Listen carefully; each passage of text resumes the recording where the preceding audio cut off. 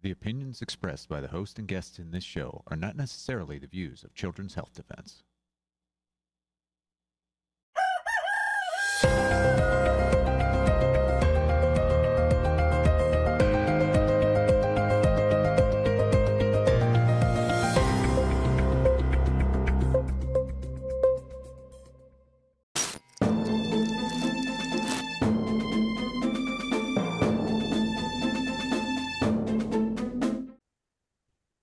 Good morning, CHD. It is Thursday, December the 4th, 2025. We are live here with Financial Rebellion on CHD TV. Good morning, Catherine. Good morning, Carolyn. Good morning, Polly. Well, we have a really important show today. In fact, let's be honest, we're going to come down very hard on everybody on the stop the digital control grid for a few weeks, are we not? Yeah, through January. So we want this all part of your New Year's resolution to get off the couch and stop this, because this is the unspeakable. We're not going to let it happen. Yeah, and we have two amazing guests coming on in a second. Yep. We'll bring them on in a minute. Let's check out the news headlines first of all, please, Lou. All right, so why banana bread is the solution to the world's fraud problem. This is a great piece. I really enjoyed reading this, Catherine. So this is from Bob Sullivan, who is the top reporter, as far as I know, in the world, fighting cybercrime and fraud and scams that hurt people in their everyday lives. And it's frightening what's going on. But Bob has led an entire career trying to stop it. And this is a story about a woman who was badly, the fraudsters got a hold of her and tried to take her, basically steal $25,000. And she went down to the bank to get the money. And the bank had, she was in a local bank and they knew her and they knew her family and they knew something was wrong. And they were able to get a hold of her family and persuade her not to send the money, intercede. And sure enough, everybody figured out what was going on and basically saved her, a significant portion of her life savings. And it was because the bank knew her and she knew the bank and they had an intimate relationship. And when it was all over, she was so grateful. She baked them banana bread. And I do have to say, if you've ever seen Polly's baking, Polly may arguably be one of the finest bakers in the world, but you know how much it means to people to get a home-baked thing like that. Anyway, but it ends with banana bread. And what Bob is saying is, it's the intimacy of relationship that stops all these shenanigans. They depend on anonymous relationships between you and your bank. And Carolyn and I did that 4-part series on Financial Rebellion, talking about how you build a great relationship with a good bank. And it's so important because it's that relationship and intimacy that the fraudsters can't wiggle in and steal your money. And this story is a great example of why that's true. So yeah. It's a wonderful story about, there's so many great banks and great bankers and they're community banks or credit unions. We need to support them. We need to take our money out of the fraudsters who are doing all the engineering the fraud and get back to relationship banking. And this story is a great example of why it can literally save your life. Yeah, it's great. I'm going to put that story in the show notes for you all to read it. You should read it. It's a good one. All right, next headline, please, Lou. Okay, gaming platform used by nearly 36 million kids rolls out mandatory facial recognition. This is Roblox, which I'd never heard of before, but having spoken to some youngsters, it's out there. A lot of kids using it. It's very frightening because they, of course, the information they get from this can be used in a variety of ways, which are very scary. And the terrible thing about it, Polly, is they are... the effort to get many people to go along with this kind of control grid technology, including biometrics, was to first use immigration, then election fraud. That wasn't working. Now they're going for the kids. And I always say the terrible thing about this is you're using the excuse of making kids safe to create technology that's going to put the people who did Epstein in control. So, the inversion here is frightening. Yeah, but when I was talking to this particular family, the parents were there and the parents were saying, yeah, our kids use Roblox, but they had no idea. And they're saying to the kids, do you have to use facial recognition? And one of them was like, yeah, well, I do. And the parents had no idea what their kids were Right. doing. I'm not blaming the parents at all, but it's just the For they any decided to. company to require kid biometrics without the permission of the parents, Right. we're watching the players who want to build the control grid steamroll local controls. That's what we're going to be talking about today, but parental controls. They do not want sovereign families, sovereign individuals, let alone sovereign local governments. They want to eradicate all sovereignty. And of course, they make the faster they can go to eradicate sovereignty, the faster they can all make money building the control grid. All right, next headline, please, Lou. Okay, constitutional protection of cash clears first hurdle. This is the Slovenia Times. So one of the things I love about the Eastern Europeans, after they got out from under the Soviet Union, they don't want to go back. And it's so wonderful to meet Eastern Europeans who live in the United States or live across Europe because they're like, no, we did that. We are not going back. And they're fighting. They're fighting hard. Anyway, Slovenia as a referendum put forward by the people that then got approved by Parliament to go into the process you need to change the Constitution, but they're trying to create a constitutional right to have cash.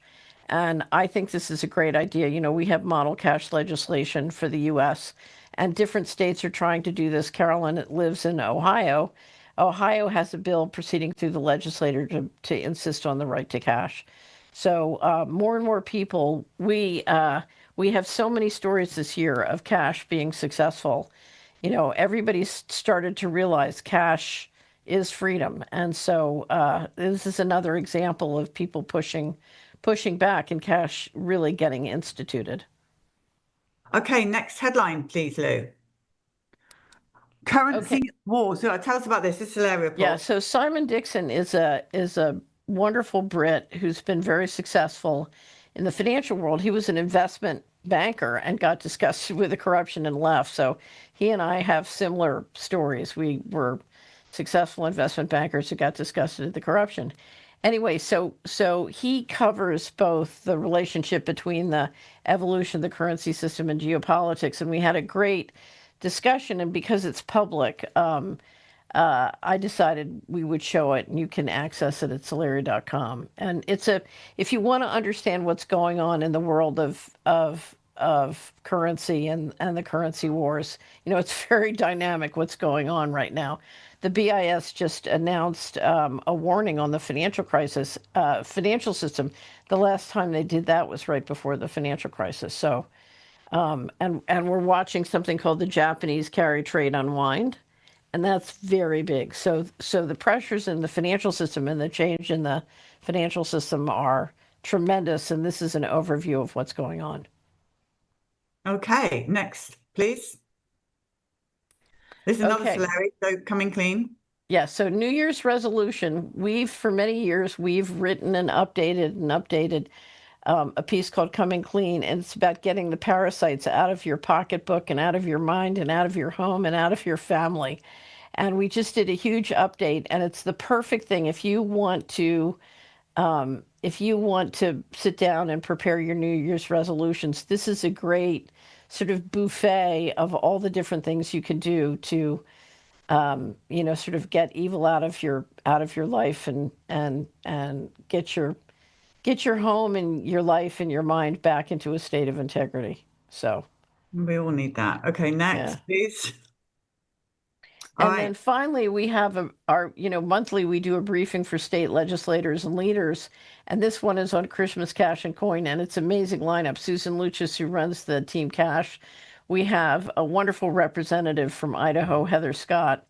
And Stephen Gleason is going to tell us, how to give coins, silver and gold coins as gifts. And Vanessa Beer Schaefer is coming in from Paris to talk about the fight for cash in Paris.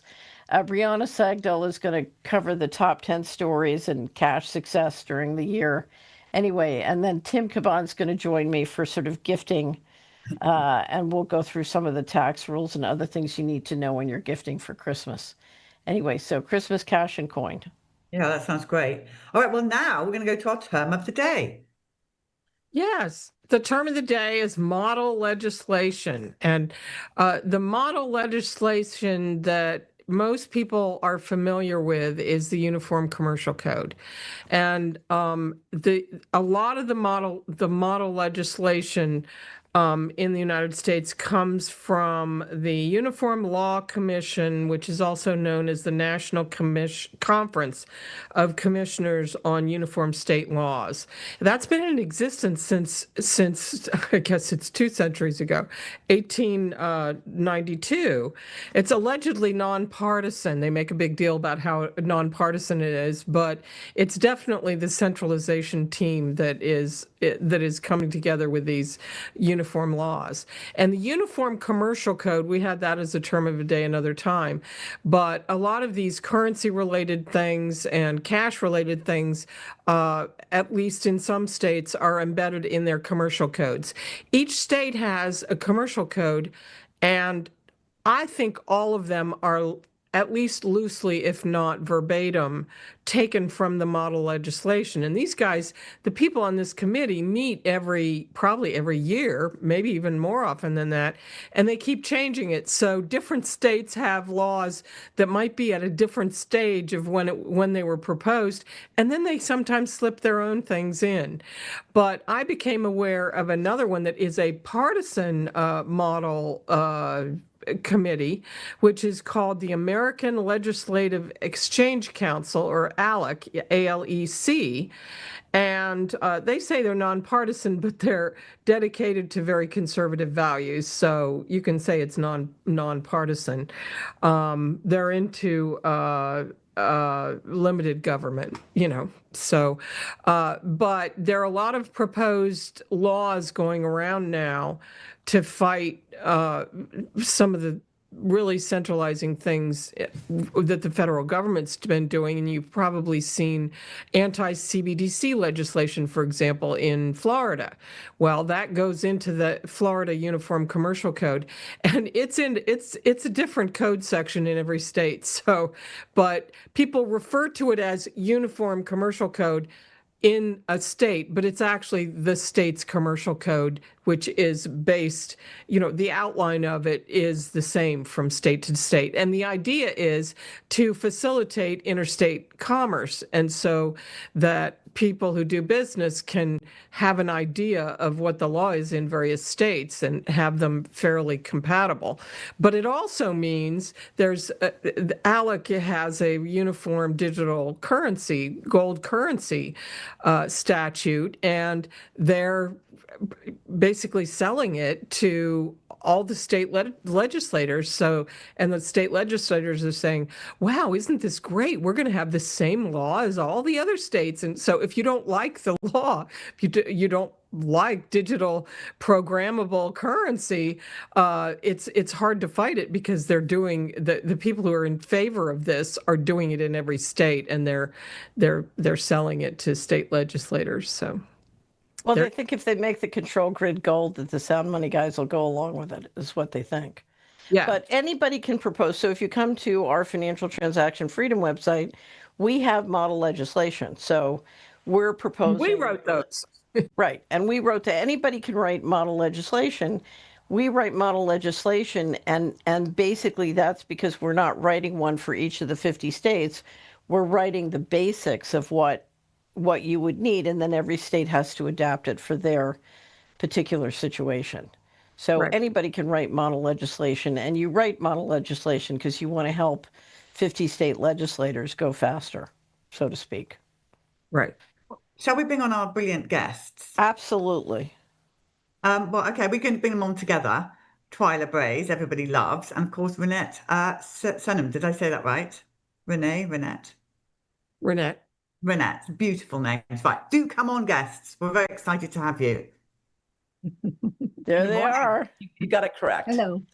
So I just want to say before we dive in, people say to me, I hear it, I'm only one person, what can I do? And if you look at what these two are doing, I don't ever want to hear that again. You guys are proof positive that so what what we're talking about are we want to gather the leaders who are really stopping the control grid. So Twila, we're going to start with you. You have a lot of updates. So you've been on Financial Rebellion multiple times talking about the Real ID and how we stop the Real ID, including taking it off of our driver's licenses. But you have many updates, and your website now has a lot of new resources. So why don't you just dive in and tell us where we are and what you're doing and what you want us to get off the couch and do. Well, thank you so much. Thanks for having me. I think the way I'd like to start it, I know that a lot of your people know what Real ID is, but I'm just going to start it maybe with the latest news. And that is that the TSA is escalating their attempts to get us all into Real ID. And that is, we consider it a federal ID. It will soon be digitized if they have their way. It will be biometric controlled, and it will lead to having it on your phone. And that will lead, of course, to the whole central banking currency, digital currency. It'll just really make that easier. So so I'm going to say is that the TSA just announced on the 20th of November that they were going to create a new system to verify people who come to the airport without their Real ID. And they're going to charge people for doing this. And they said on the 20th of November that they didn't know the name of this new system and that they were going to charge $18. But it didn't take them very long, 10 days, as a matter of fact, before they put out a press release and said, oh, we're going to charge people $45 to use this system, which now has a name, TSA Confirm.ID. And it's a biometric photograph that you have to go through as part of this system. They're going to charge you $45 for 10 travel days. So woe to you who would dare to have a 2-week vacation. You would have to pay this twice. Now, the thing is that, of course, you can bring a passport or passport card, for travel within the United States. And I would encourage absolutely everybody to begin right now to get your passport and passport card.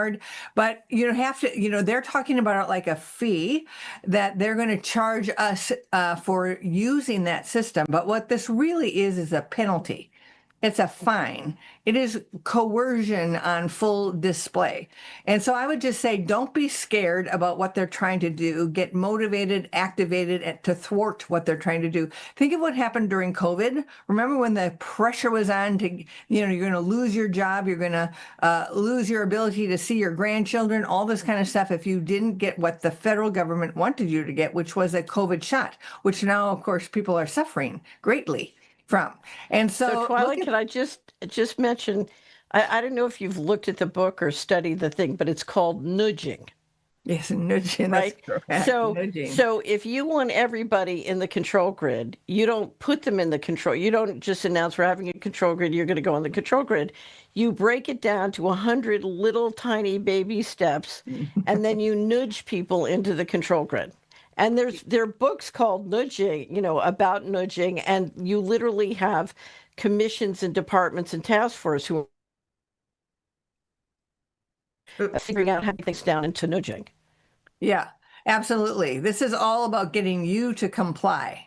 And can I just point out that they lied to you before, because there were signs all over the airport that said you cannot fly after May 7th without a Real ID. And I'm here to tell you I did it because I forgot my passport and they let me through. So then they decided, I guess, we got to charge them because they probably realized that they could not keep you from flying under the circumstances then. But now they're saying they can. Well, and in January, they put out their final rule for progressive enforcement, and they said they might, do things progressively to enforce Real ID. And you have to realize this is completely unconstitutional. It is a federal over of the states. It is the nationalization of identification. It is the creation of a card that will become a domestic passport.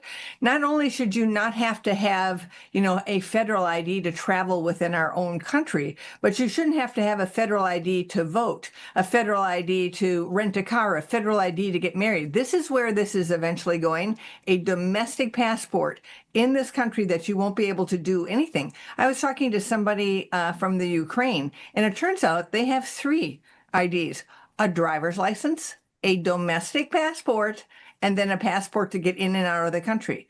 That domestic passport is what's being created here on the control grid, digitized, biometrically controlled.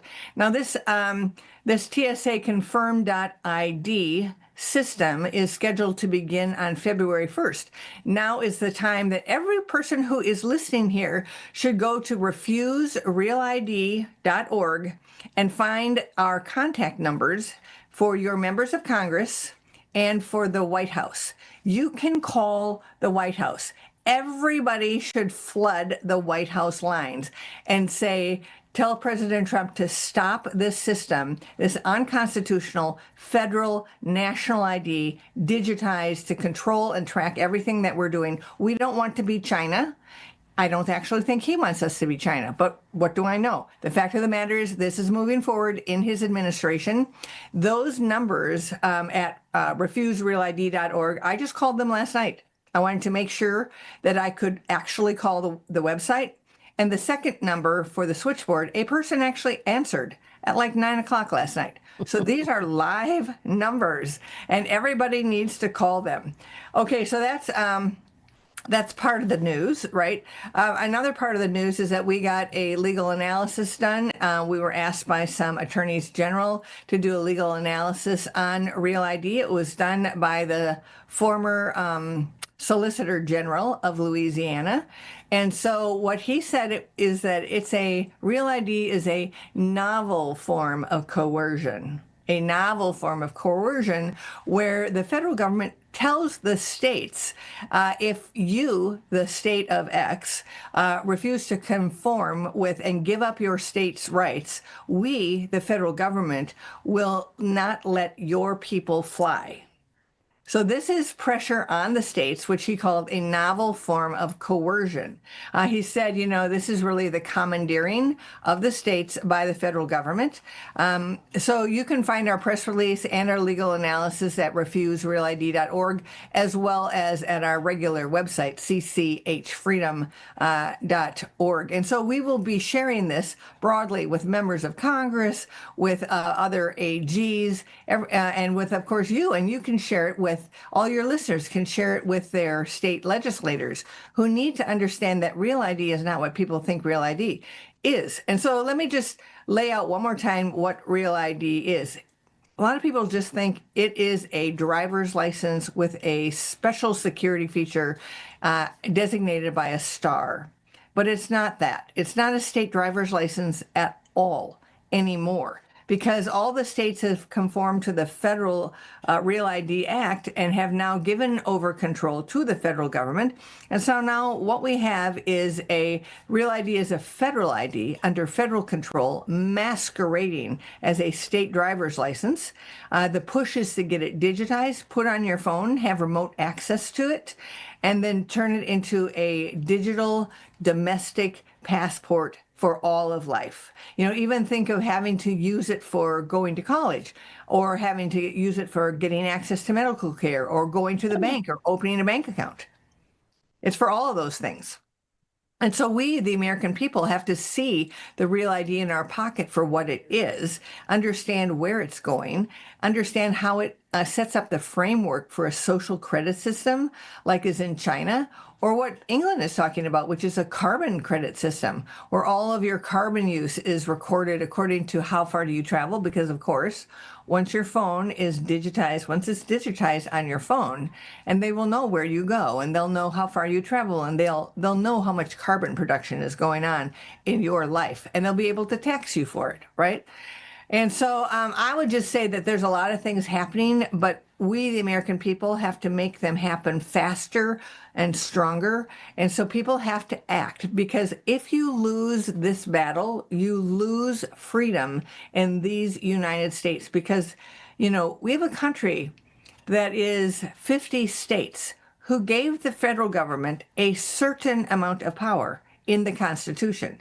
Now, they, of course, have transgressed that over and over and over. But this is such a major transgression where they are going to take over your life, control all the facets of your life through a federal ID card that is digital, able to track, conduct surveillance, and able to control, and able to be turned off.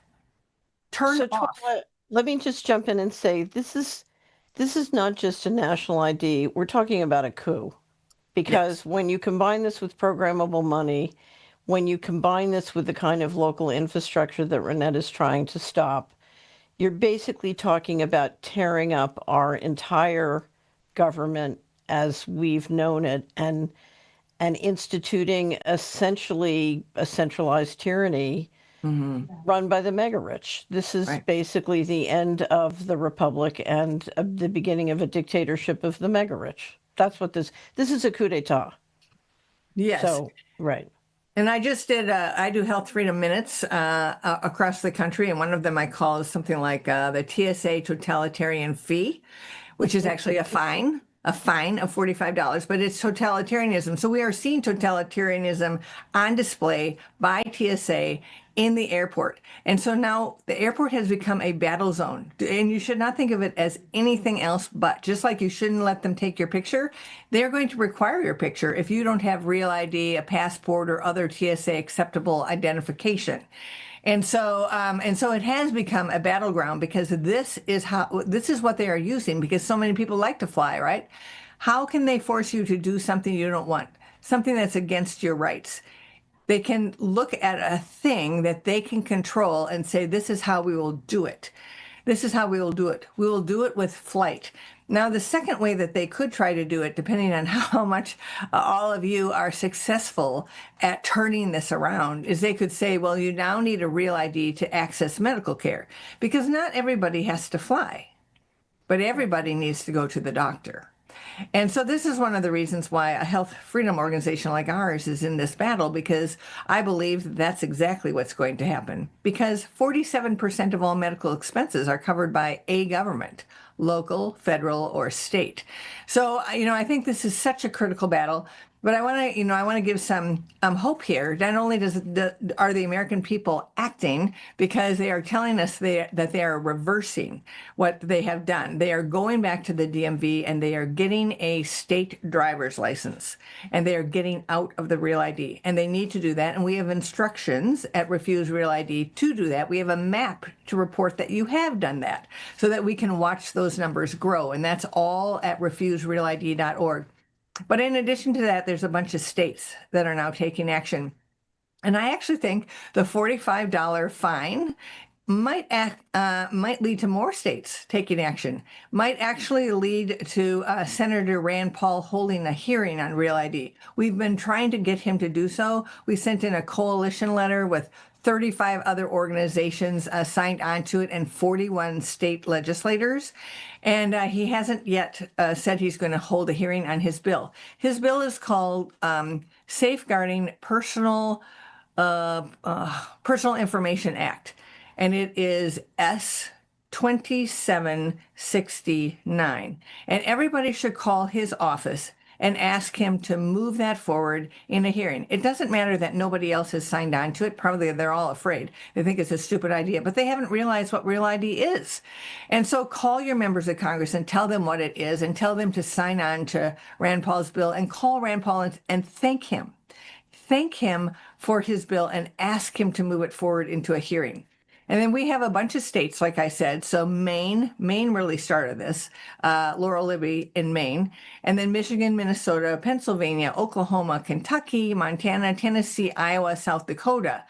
These states have legislators who are either drafting bills, have proposed bills, or are drafting resolutions against Real ID. So this opposition is bubbling up, and we, the people, you who are listening, must help this opposition to bubble up.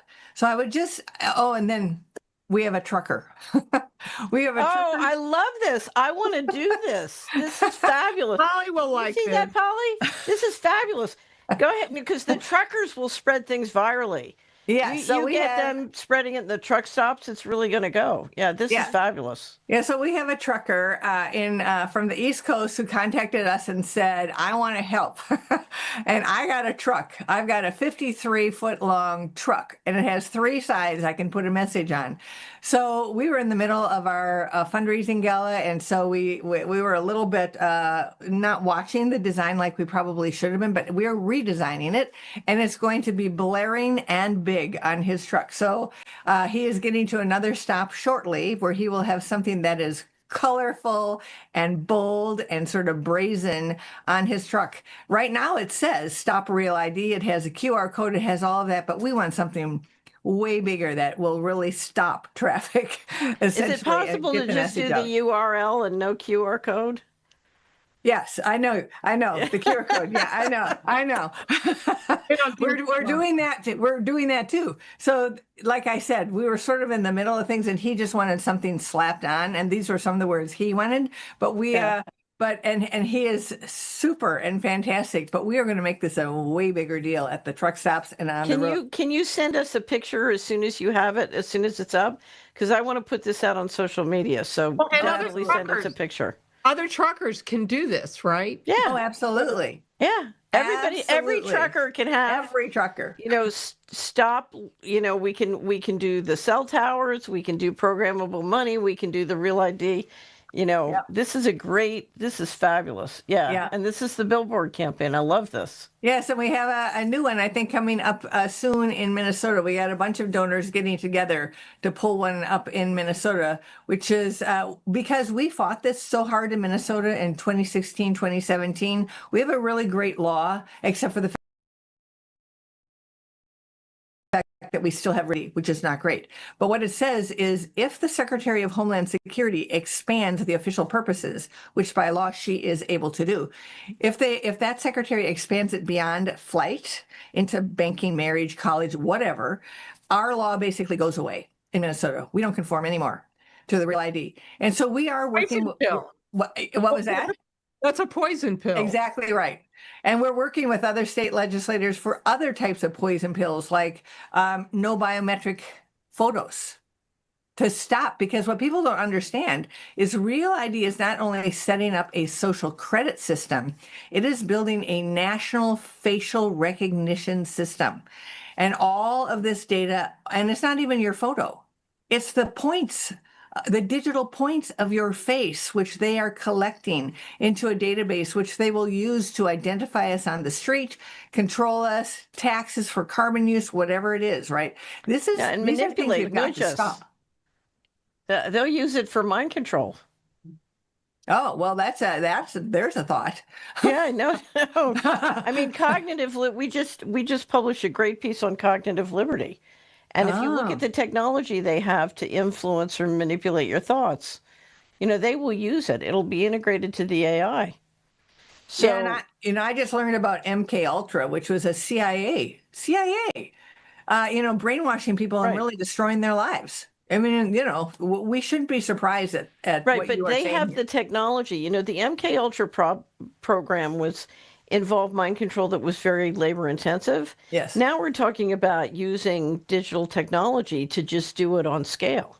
Mm-hmm. And it's very inexpensive to do. And, if I can use that technology on you and get you to go along with one of these scams or frauds or a bad investment or, a consumer purchase you can't afford, I can make a fortune. I mean, people are making a lot of money using this kind of technology. Right. Okay, so I wanted to ask you, did you see that the former head, I think I sent it to you, the former head of MI6 announced that the digital ID plan in England was insane because it was one database and could and would be hacked by, he named the Chinese, but I think you're talking about private parties as well, but it's basically a hack waiting to happen. And having been a government regulator, what I can tell you is government databases are not secure. No. No. So I wrote this book, Big Brother in the Exam Room, and I talked about the different hacks, like the hack of the Office of Personnel Management. 5 million people whose data was stolen, and of them, I don't remember, but how many? I think it was. No, it was more than 5 million people. It was 5 million people who had, I think, their fingerprints taken of the numbers that were Right. stolen, right? And so, people think that this is great to have your face or your finger because nobody else has it, right? But it's not only hackable, it is not immutable. And so people are going in and they are changing the fingerprint a little, using yours, or they're just taking yours and they're using it elsewhere. So Right. this is actually something that people are talking about. So, our country, our government is making all of us taking away our personal security and taking away national security. Everything is being taken away, making the entire country and everybody's life vulnerable. This entire move to digitize everything, to have databases for everything, and absolutely, the bad guys are going to hack it. And those bad guys include our national enemies, like, Korea, China, Russia, right? And so we are making ourselves very vulnerable. It's not only wrong, but it's dangerous. Right. I totally agree. Well, speaking of dangerous, the question is whether we'll still, if you look at what's happening with cell towers locally, we may all be fried before we get there. So let's turn to Reinette. Reinette Senum, are you with us? Yes, I am. Hi. Okay, so you've been busy. You were just on Financial Rebellion not that long ago, and you've been very busy. So bring us up to date. So we've been talking about digital ID, and if we're going to have a control grid, the digital ID is at the heart. But you can't deliver the surveillance or the control without local hardware. That's right. And what you've been fighting is the build out of that local hardware, and now an effort to completely override local rights in the process of protecting us on that local infrastructure. So bring us up to date on what you've been up to. Sure. So as I've mentioned before, as a two-time mayor and council person here in Nevada City, California, I have never seen such outright egregious overhauling of local protections and governance. So as many of you know, a couple of weeks ago, we found out that the FCC has proposed rule changes that would essentially destroy all local control when it comes to cell tower deployment and changing them out and so on. So what they want to do is make sure that there's no public hearing, there's no environmental review, there's no advance notice to neighbors whatsoever. There's no radio frequency compliance verification to ensure these are safe frequencies within FCC regulation, which is also just completely outdated. And that the local government has absolutely no ability to deny these cell towers. And so one of the things that I was pointing out was that when COVID struck, while we were all locked away, for 2.5 hours every night around the country and the world, there were utility trucks rolling out and they're expanding the broadband from power pole to power pole while we were all locked down, which tells me this was part of the COVID plan. So that is the framework of exactly what Twila was just talking about. That is the actual hard framework. And all the telecoms need to do right now, all the technocrats need to do right now are just simply attach the antennas. And so what's happened is the FCC is saying, okay, we're going to get rid of these, as one Republican mentioned, we're going to get rid of these pesky protections through the public right-of-way, which are your streets and your sidewalks and parks and rural areas and national state parks and so on, and do this deployment with no say, no stopping them. So that was bad enough. Now that petition, its comment period just opened on December 1st. And what we should have available for all of you is actually the link to the FCC document, as well as instructions on how to file and where to submit and so on. I also encourage people to go to 704nomore.org. This is regarding a section in the 1996 Telecom Act that is from 1996, and all of the regulations we have today, all the supposed protections we have today, come from 1996. And that act was actually based upon 1970s, 1980s studies, as well as devices. All of this has radically changed. And so in 2021, Environmental Health Trust and Children's Health Defense took the FCC to court, DC Circuit, and they won, saying you've got to update your 1996 Telecom Act to include the devices we have today, the products, and the band of frequencies, and the massive saturation, and so on. Well, now we're almost 5 years in, FCC has done nothing. What they've done is, instead of doing what the DC Circuit, court said to do, they've ignored it. And instead, like, oh, we're just going to actually just change the rules altogether. And what we're going to do is we're going to destroy all local control as you know it. And it's truly an industry coup by the telecoms. They're going to literally control everything that happens in our locales. So there's that. If that wasn't enough, 2 weeks later, following these proposed rule changes, then we come to find out that while our government was shut down, I believe our congressmen and senators must have been having late night dinners and soirees, because as soon as the government reopened that next morning, they had dusted off 28 bills they tried to force through back in 2023, and it was shot down. And these 28 bills is one called HR 2289. And this one in particular is just absolutely egregious. It's the American Broadband Deployment Act. And it really mirrors and reflects what the FCC is trying to do, which once again is to destroy all local control. Now, interestingly enough, they had a markup session just like about a week and a half ago. And that markup session, what they did was they just, looked at several bills and consolidated and voted 7 times and consolidated the other remaining bills into one vote. Then only the day before yesterday, we found out that Chair Guthrie made the announcement that yesterday morning they were going to have come back to the House, and they had consolidated those 28 bills into 15.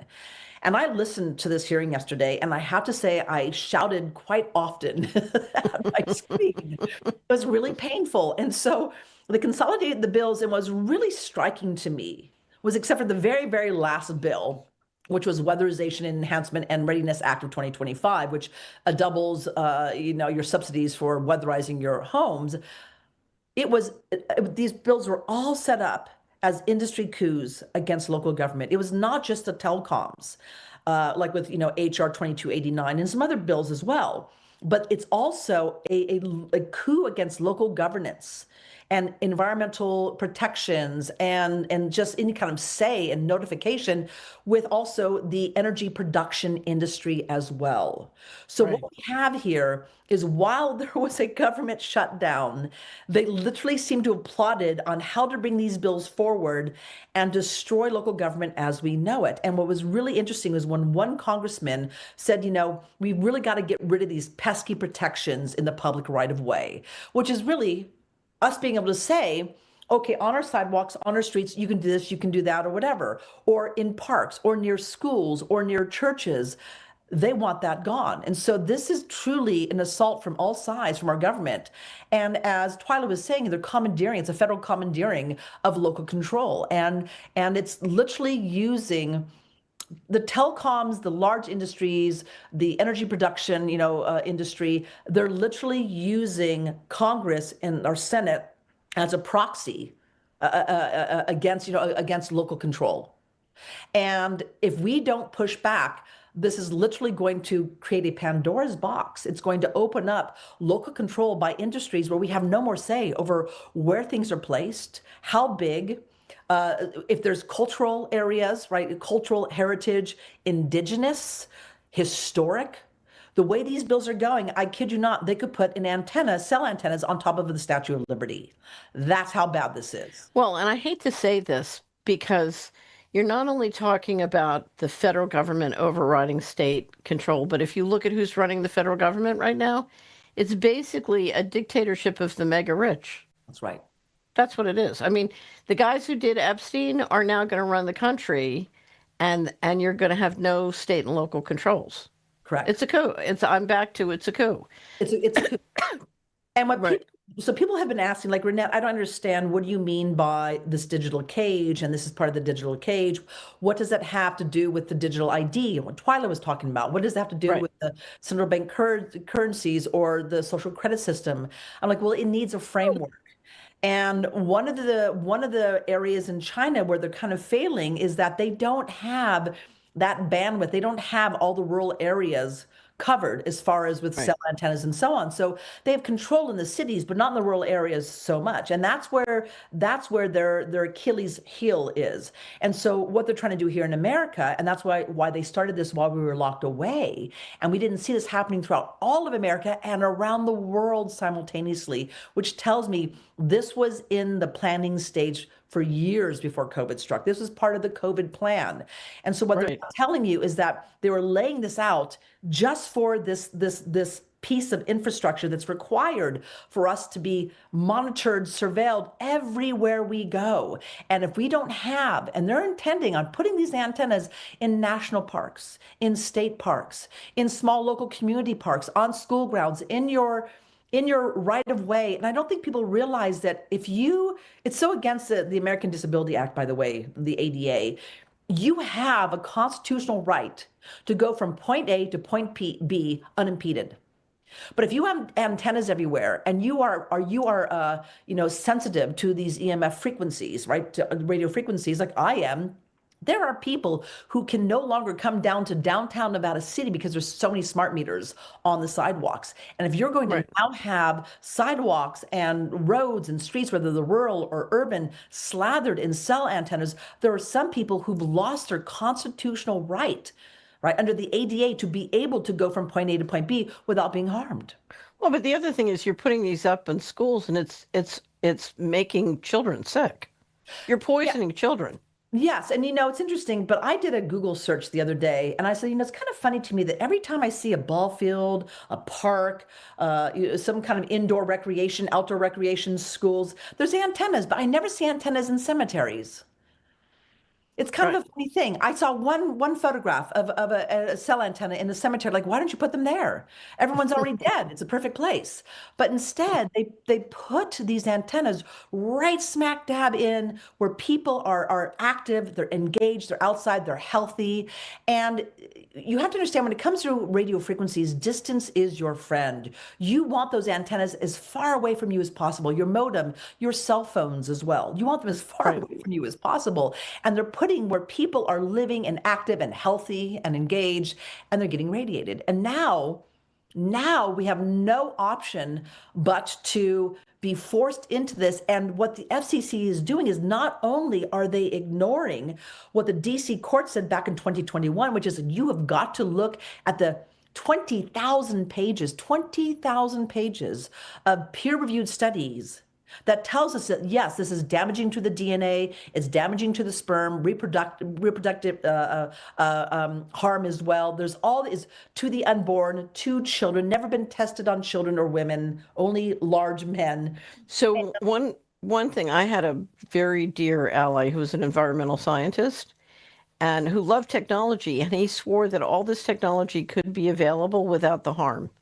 It would be more expensive, but it wouldn't poison humans. So, and he was insistent it could be done properly. I wanted to mention one thing.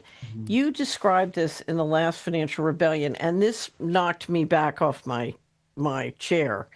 You described how we had subsidized to run fiber into the rural areas, and instead of that fiber being available to the citizens who then paid for it, instead it went to the cell tower or the electrical pole, and they could then use it to do essentially, instead of being able to wire your house, instead you're getting flooded with the invisible rays again. And so all we did was finance their surveillance system and their control system instead of our connectivity for purposes of being productive. Let me add to that. This is how bad it is. So for decades now, we have all had a surcharge, AT&T, Verizon, you name it, where we're paying so much every single month to ensure broadband. We're talking the wire, whether it's cables, on the poles or underground, to every single house in America, as well as businesses. And we paid it into the billions and billions of dollars.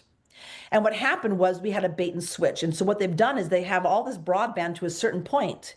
And in fact, what just happened last week, a dear friend of mine, Lorraine Webb, said, Reinette, I got a letter from Verizon the other day saying to me, oh, by the way, this is your last notice. It was actually the first one she received, December 12th.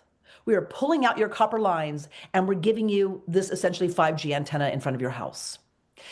Well, what she didn't know was last year, the telecoms went to the California Public Utility Commission. Every state has a public utility commission. And they said, we want to yank out all of the copper wires and put basically 5G in front of all homes and businesses. And the CPUC got flooded with the public saying, absolutely not. We're in the hills, we're in the mountains. This is called the basically the last resort of communications, and you can't yank these copper wires. The CPUC said no to the telecoms. And guess what happened? Those telecoms, AT&T sent a letter to my friend Lorraine and said, guess what? We're yanking your copper lines anyway. And they're taking advantage of Californians' ignorance, not realizing the CPUC said no to them. You can't do this unless you prove that this is actually reliable, can't be hacked, can't go down during, disruptions, fires, storms, and so on. And they can't prove any of that. So I actually had her write a letter. I got a template. Thank you, ChatGPT. I drew up a template. I had her send it to the legal in California, AT&T, the CPUC, and legal in Orlando. And believe it or not, she mailed it certified on Wednesday before Thanksgiving. And on Monday morning, she got a call from the attorneys of the office of the president of AT&T in Orlando, Florida. Wow. And we're saying like, oh, well, let me look into this, because what happened is she called them on their grift. She called them out and saying, you actually have to give me the documentation that you went through the proper process with the CPUC to yank these copper lines. And we know they didn't. Why? Because the CPUC already said you can't do it. So now. So how do we get the local officials? Because you go into a neighborhood where a telecom is doing really evil things like this. Yes. And if you look at their 401k and IRA, they own their stock. And if you look at their daily and weekly and monthly expenses, they're buying their services.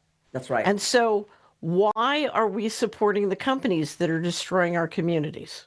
You're right. We seriously have to look at reverse engineering our way out of this digital cage. And it has to be like one little piece at a time. And so looking at your investments, and my partner did this years ago. She went to her and said, no more of these investments, nothing supporting the war machine, the petroleum machine, all this different stuff. So you've got to do that. And then the other thing is too, as you were saying before, there are actually healthy frequencies out there. There's something called Li-Fi, which is through the light bulb, you can actually have Wi-Fi essentially with frequencies that don't harm you. There's actually now companies out there that sell LED lights that are healthy LED frequency without the blue light and without the dangerous flicker. So of course, this begs the question, if these things are available, why didn't we implement this in the first place? Why wasn't this put out in the market to begin with? Because as we know, if you're unhealthy, ultimately they all make a lot of money in the end. So what we need to do, and one of the things I will be doing on my Substack is I have a list I've been compiling of all these companies that are coming onto the market that have the Google list search iPhones, that have the healthy LED lights that actually help us transition. And it's really important, folks, that we really look carefully where we spend our dollars and that we actually vote with our dollars and stop supporting the system that is truly trying to enslave us. And you start within your own home. You start within your own home and you look at what companies am I supporting, and then it's important that we follow our public comments. It's important that we push back. It's important that we make the phone calls. We saw the success with the CPUC and the telecoms trying to yank out the copper lines. But what's even more important too is going right now to your city councils, going to your county supervisors, and they may not be on board with the dangers of EMFs, but they will be on board with the danger of losing local control and having to be in the crosshairs of an outraged public, their constituents, when they're calling saying, who just put this cell antenna in front of my child's bedroom on my sidewalk and I never got notified, and their hands are going to be tied. They don't want to be in those crosshairs. So it's really important. And it's a dirty trick, folks. Telecoms, your congressmen and women, they always push these bills through during the holiday season. Right. Because everybody thinks that everyone's asleep, no one's paying attention. We're all having, our holiday parties and shopping. And so we have to be very vigilant right now. We have about a 6-week or so period where I'm going to ask people to, like, as you said, get off the couch, guys, step up, ramp up. And let me say this. So we had the 5-hour hearing yesterday with the Committee of the Energy and Commerce, and the vote was 26-24 in favor of HR 2289. And most of these other All votes. we need to do is flip 3. That's right. So my point is that's very, very close. That tells me now it's going to go to a full vote on the House floor and then the Senate, and then it's going to be, of course, signed by Trump. And of course, he'll just sign it. But my point is this is very, very close. This means it's very, very controversial. So we were bombarding their phone lines yesterday and the day before. So we were successful in narrowing that gap between the votes. So that means that we are having effect. Now we need to get our cities and we need to get our counties as well. And so one of the things we're going to be doing in about a week's time is we're going to our city council meeting and we're going to have a lot of people in the chambers with their mouths taped shut. And we're going to have a few different people with prepared script going to the mic during public comment, during the open, public comment period before the meeting really starts, and saying, I'm speaking on behalf of all these individuals here, your constituents who have been muffled and silenced since 1996 because we cannot speak about the biological and environmental harm being done by these frequencies and how the FCC is derelict in duty by not updating the 1996 Telecom Act, which is really, really, really outdated. And so we're doing this because we want people to see it. We want to videotape it. We want to put it out on social media. And we want other people in other areas to duplicate that December and January. Go to your counties, go to your cities and do the same thing. It's a very powerful visual. And what you're doing is when there is a cell tower application with the city or the county, you cannot speak about biological or environmental harms because of the 1996 Telecom Act. That is at 704nomore.org website I suggest everyone go to for updates. 704 is the section in this act that basically makes it impossible for you to mention these things, these harms. And if you do, you'll get sued. Your city, your county will get sued. So our objective is to have masses go into the chambers when an application is not being considered to discuss the biological and environmental harms, and how 704 no more is something we all need to get behind and say, no more, you've got to stop. We now know after 20,000 pages have been submitted during that DC court case that a great deal of harm is being done and the FCC is not doing their duty. Wow. So I just say- I think it's hard for people to understand. The digital ID looks like a separate issue from the local hardware and infrastructure, looks different from programmable money and the social credit system. But in fact, they're all part of one thing. Yes, And they it's a coup. They're all part of a coup. Right. And they need to get these different pieces in place before we can see them whole. But I think we can see them whole, and I think we can get off the couch and do something about this. Yeah, and this is the thing is I think even Twila was also kind of pointing towards this is they keep pushing their hand and pushing they just keep pushing it on us. And as an activist for a couple good decades or so, I've been saying, it's this really weird conundrum of knowing that people really aren't going to get activated until we're right on the edge of that enslavement, and they're going to pop up and go, holy cow, what do we do? And they'll be activated. So, but that's a dangerous place to be in. But we're there. Right. We're there. So I keep hearing people say, oh, it's inevitable. And the answer is that's a lie. This is not inevitable at all. So next week, we're all going to be back. We're going to be talking about this. We're going to stop this, and we're going to talk about why it's not inevitable at all. That's right. Right. We'll have more marching orders. Can I just say something on that? So Dr. Aaron Cariotti has a term for that, and I think it's something like inevitabilism. He says that, this is the attempt to get everybody to think it's inevitable. There's no need to protest. We can't do anything about it. So he gave it a name, inevitabilism. And so it is really important not to be stuck in inevitabilism. Right. It's total brainwashing. It's total brainwashing, but it's a tactic. Propaganda. This is war, and it's a tactic. Anyway. Can we just remind our viewers, please, how they can follow both you, Reinette, and you, Twila, please? Well, they can certainly follow me and our organization at cchfreedom.org, and they can find everything they need on Real ID at refuserealid.org, which is also, they can find that on our regular website as well. And if you are on Telegram, you can find a newly established channel that we have called The Hill to Die On. And that's really a place where we're sharing like our RF meter readers. We're actually asking people to go out there and read what's going on with their cell towers and even in their modems and so on. And we'll be sharing also call to actions. And then you can find me on Substack. And that's Reinette Senum's foghornexpress.substack.com, where I'll give updates and also kind of my own viewpoints on what's going on and so on, and like the next steps as we go along. And I just want to say again, folks, you have to be excited because, again, the vote that we had yesterday was so close. It tells me that we are pushing back and they're feeling it. And let me say this.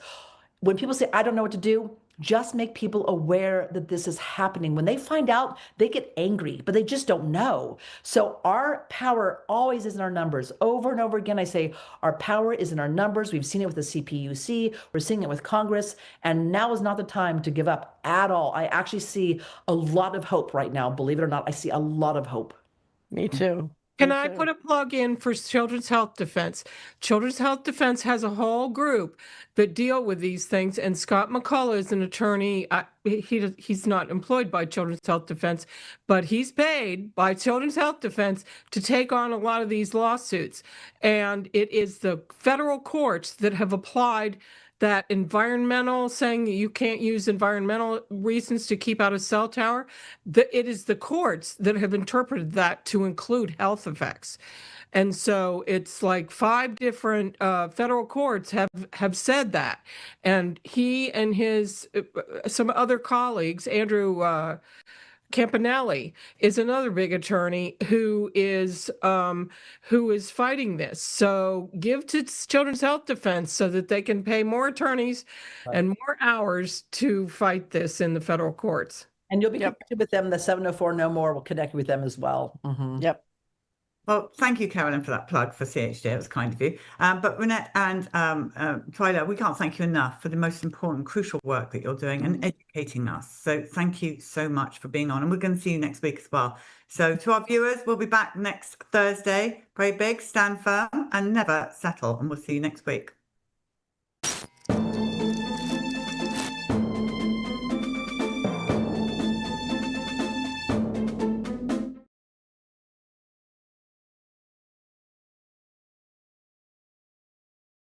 Meditative movement. Okay, we're live now. Yes, we are. What's your name, please? My name is Kelly Baker. And this is a story about your mum, It is. who took how many Modernas? She took 4 Modernas, Oh. 4 Moderna shots, which on research we discovered were hot lots. Okay, so how old was your mum when she took her first Moderna shot? She was 84 years old. She had some COPD and some other health issues. So What's COPD? chronic obstructive pulmonary disorder. So she had some breathing difficulties, but at the time she was leading a full life. She would go to the grocery store, do the shopping for her and my father, very independent. She would play bridge, she taught bridge, go out to dinner with friends, had a full active life and didn't show any signs of slowing down. It's beyond understanding they would give somebody with previous heart condition a shot that has a warning of myocarditis, pericarditis on the side, on the insert. Well, I agree with you. She did choose to take the shots early. She was January 2021, and then I believe April, February 2021. She and my family members were quite early because they were in that first group that could take the shots. So I don't think we knew the warnings and the concerns at the time, and my mother was a believer in the Western medical model and in the pharmaceuticals. So why should she doubt that? And heard the fear mongering, heard the fear and felt the fear. Did you try and stop your mum from getting them? Well, you bring up an interesting point. So I teach meditative movement, and I teach people how to take care of their own health and well-being naturally. So I'm a walking, talking example. of an alternative choice. And yes, I did put in front of her alternative perspectives, that these weren't proven yet, we don't know what they're going to do, you're not being out and about in the world right now, you're staying at home, so maybe there's no harm in waiting and seeing what happens.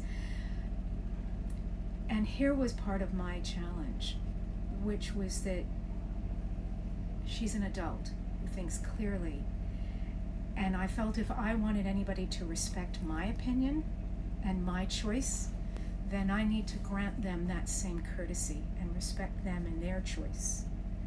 So I felt like I was in a bit of an internal battle. How much do I push and go, or grab her or anybody else and say, don't do this, don't do this, don't, it's wrong, it's unhealthy. And because would I want somebody doing that to me? So, because sometimes if you shove something in somebody's face, they push back. I would push back, even if that thing you're pushing in their face is right. So that for me was a real internal struggle, and I don't know that I'm alone in that. So what I tried to do was inform and educate, and then respect. It's her choice. So she took 4 of these shots, and was it really only after the last one that she started to feel ill? She had a scan after 2 shots, and they found a tumor, a lung tumor, which they didn't know whether that had been there a long time and they suddenly found it, or whether it was new, and they gave it some targeted radiation and it worked. Okay, so she didn't have the tumor, she did have some radiation. She was still having some difficulties breathing, but was able to continue with most of her life. And that was in the autumn of 2021, so a number of months after she'd taken her first 2 shots. Then the booster, the 3rd shot, came in November of 2021 after she'd had the cancer. And I was really saying at this point, really think about this. Here's some alternatives. You don't have to do this. Do you think maybe that the shot has contributed to this? But she wasn't hearing it. She wasn't ready to hear this. She didn't want to hear it. So the 3rd shot was in November 2021, and the 4th shot, which she didn't tell me that she was going to get, that was in the spring of 2022. A few months after, and as she went through the spring of 22, her breathing was getting worse, she was having more health difficulties, and she was having to cancel her life. She was canceling dinners and lunches with friends. She was scared of going on her own to the supermarket now, to the grocery store. She'd asked me to come with her. She was feeling weak, and by summer of 2022, she was in hospital, unable to breathe, and had stage 4 cancer, lung cancer and bone cancer. It had metastasized and that took about, less than a year to go from a small tumor that was successfully treated, 2 more shots, and then she was at stage 4, possibly turbo cancer. And when did she die? Well, she died, that was autumn of 2022, and she died in the spring of 2023, so just 5 months ago. Were you with her? Oh yes, I moved from the country where I was living. I moved back to the States a few years ago to be with my parents and support them. And so, yes, I've been with her every day, and with the rest of my family every day in support. I was with her when she died. I was with her through the whole process, bringing organic vegetable juice and trying to say, here's an alternative, here are alternatives. Would you like to turn your perspective from here to hear. But she didn't want to. What she wanted to do was get back to normal, her normal. And that motivated her a lot. She wanted to go back to the grocery store. Did she see the dangers of these vaccines or shots, whatever, in the end? I don't know. I don't know if she had the epiphany, the aha. But what I do know is that right before the end, she looked to me and said, "Why didn't I listen to you when you were teaching me how to breathe? Why didn't I believe you?" And it was maybe 10 days before she was gone. So what do you say at that point? What do I say? I don't know. I just shrugged my shoulders and smiled to her. That was the kindest thing I knew how to do at that moment. But it means a lot to me going forward to think that maybe she had that little moment of turning and seeing a different perspective.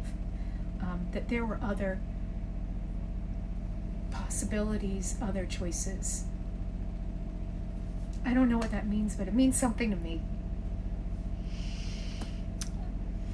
Yeah, this is an interesting story. I think you'll find there's a lot of people listening. We all have that family member, that it's been hard to warn about the shots and stuff. My mother, So I get it. I hear what you're saying, and I thank you so much for telling the story. It's so important. We can only do the best we can. And you certainly did that from listening to your story. Thank you for saying that. There were a lot of months during this process where I was very hard on myself because I didn't know if I was doing enough. What more can I do? What more do I need to do? What more is available to do? Do I push harder? Do I give a different bit of information? And there was,